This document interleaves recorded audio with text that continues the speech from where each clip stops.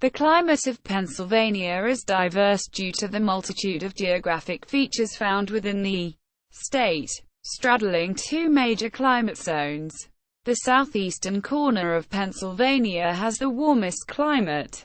Greater Philadelphia lies at the southernmost tip of the humid continental climate zone, with some characteristics of the humid subtropical climate that lies in Delaware and Maryland to the south. Moving west toward the mountainous interior of the state, the climate becomes markedly colder. The number of cloudy days increases, and winter snowfall amounts are greater.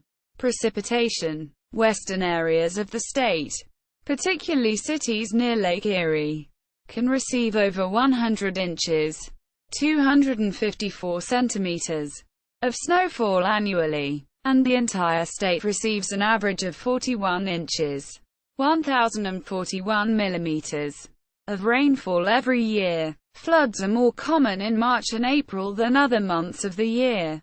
Tropical cyclones. Tropical cyclones normally threaten the states during the summer and fall, with their main impact being rainfall. Although Hurricane Agnes was barely a hurricane at landfall in Florida, its major impact was over the mid-Atlantic region, where Agnes combined with a non-tropical low to produce widespread rains of 6 inches, 150 millimeters, to 12 inches, 300 millimeters, with local amounts up to 19 inches, 480 millimeters, in western Schuylkill County in Pennsylvania. These rains produce widespread severe flooding from Virginia northward to New York, with other flooding occurring over the western portions of the Carolinas.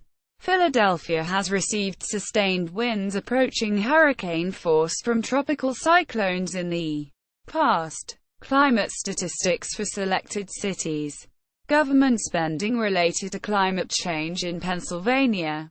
Former Pennsylvania Governor Edward Rendell approved a bill that established a $500 million fund to support renewable energy projects. Special Session House Bill 1 authorizes the Commonwealth Financing Authority to borrow $500 million. Most of which will be split into 6 funding sources relating to energy efficiency and renewable energy. $80 million in grants and loans for solar energy projects.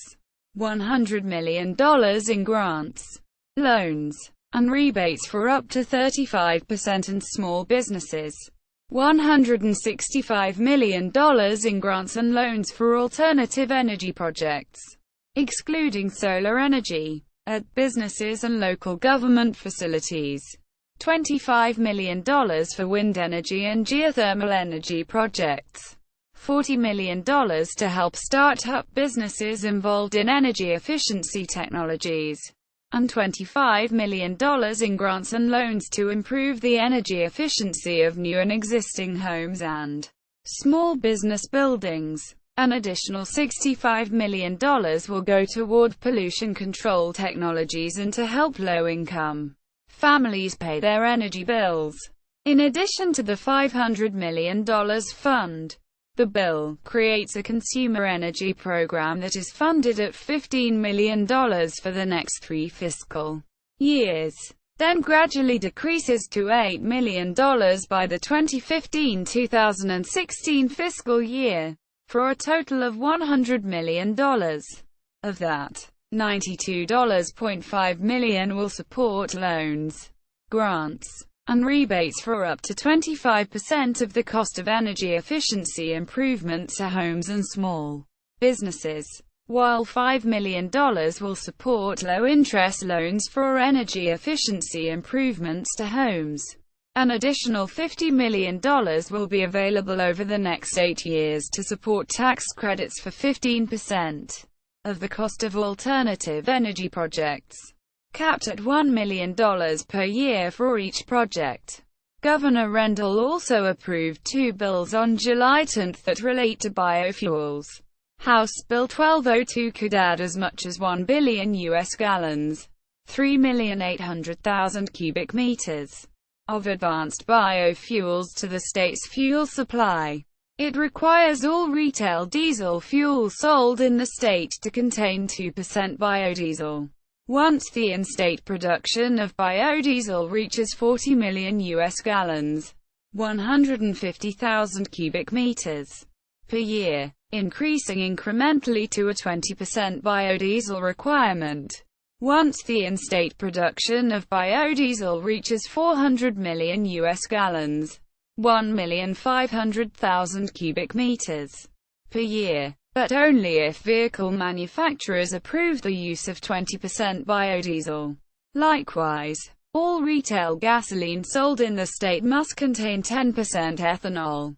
Once the in-state production of cellulosic ethanol reaches 350 million U.S. gallons, 1,300,000 cubic meters per year, the state already has a biodiesel production capacity of 60 million U.S. gallons, 230,000 cubic meters per year, so the 2% biodiesel requirement could go into effect soon, if production is high enough to encourage biodiesel production. Special Session Senate Bill 22 will offer a subsidy of 75 cents per 1 U.S. gallon, 3.8 L, of biodiesel produced, capped at $1.9 million per year for each producer.